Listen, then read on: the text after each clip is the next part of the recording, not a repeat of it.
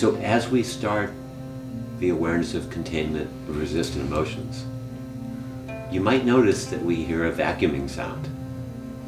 And let that be part of the meditation, where we might have resistance to it, we might have acceptance to it, but don't shut it out, just as we hear those sounds.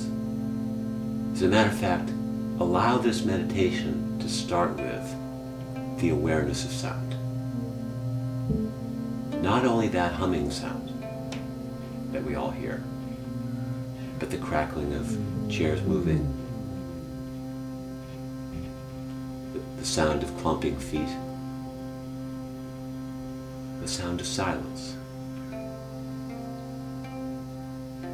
And just appreciating that we get to be our ears. We get to actually hear something we normally take for granted.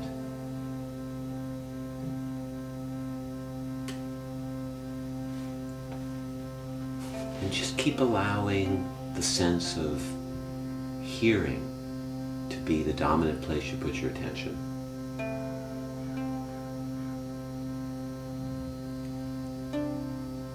And see if you can really capture some of those moments of silence.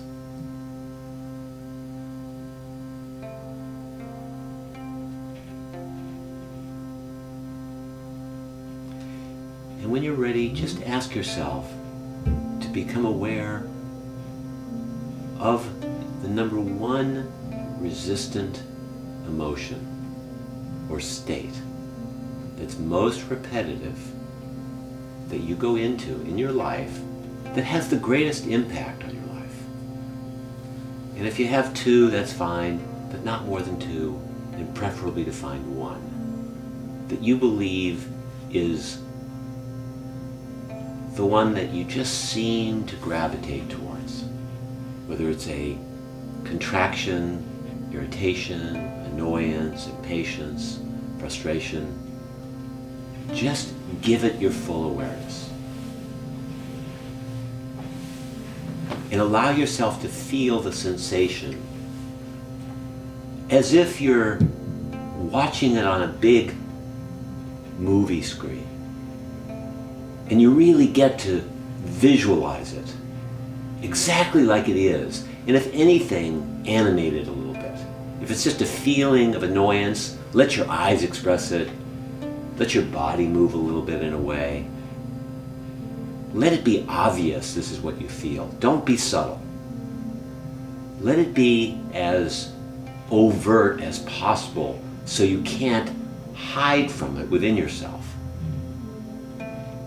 And in that way, you're appreciating that awareness of the resistance itself is a sacred interplay.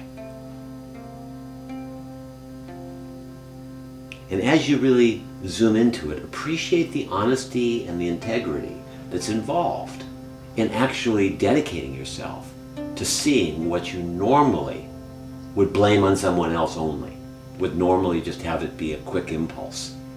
But instead now, you're using your contemplation. And then you can start to visualize what kind of container or space do you most visualize yourself in that will allow you to feel safe to continue to feel this resistance. You can imagine, for example, that you are on a big screen TV and you have a TiVo.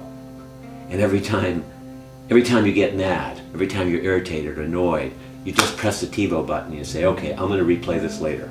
I'm going to really look at this clearly. Every single ounce of it. No suppression. Just letting myself be that way. Again, no suppression. And the beauty is, if I press that TiVo button, it means I don't have to act out, but I get the chance to fully experience where I am, which I know increases the chances of me feeling my intensity, but also, if I feel my intensity, increases the chances that I'm going to be able to discover the underlying vulnerability that exists with it. If I really experience being angry and annoyed at something, and that, let's say, my partner has not done something that I want them to do, or has done something I don't want them to do, then I might be able to feel the hurt, or perhaps the fear of asking them for what I want. And I'll be able to experience some of the subtle, vulnerable feelings that are there, as well as start to get an indication for myself. Well, what is it that I really need? And reminding ourselves that the purpose of this containment and of really looking for the type of container that we want to create, whether that's a padded cell, whether that's a TiVo screen, whether that's a meditative posture, whether that's on a dance floor, or whether it changes from one to another depending on the mood we're in. But the reason why we're doing this is so that we can discover how to transform our resistance into what it is that we really need and learn how to take good care of ourselves. This is not a masochistic exercise. This is not designed so we just freeze anger and resistance inside us and end up being in a catatonic state. The whole point is to let the energy move, to allow for the possibility that this resistance could find a home in our hearts and allow us to be liberated to express and experience what it is we want and need, and have the best chance to communicate that to ourselves first and then to our partners. So let yourself be encouraged that you're actually zeroing in. This is my resistance within the container. And I'm so happy that I have a home for it now. I'm so happy that instead of rejecting it or ignoring it, I'm actually dignifying to a sacred place in my life. No longer is anger and resistance bad. It is now a friend. It is now an ally in discovering what it is that I feel, what it is that I need, and I want to be here because I get that. And rest in a deeper knowing that you have this great place inside you that can learn how, that is learning how to transform this anger, this resistance. Number one, to be felt. If that's all that you can do right now, just feel it. But if you have the liberty and the development to where you've not only felt it, but you sort of get a hint as to what the need is, just allow yourself in this containment phase to go into the need as well. And you may also notice that there's a greater vulnerability that's there. And if you don't notice, look for it. Because when you do contain the resistance, invariably there will also be vulnerability as a constellation of these feelings. And so you want to open and ask for the vulnerability to appear too.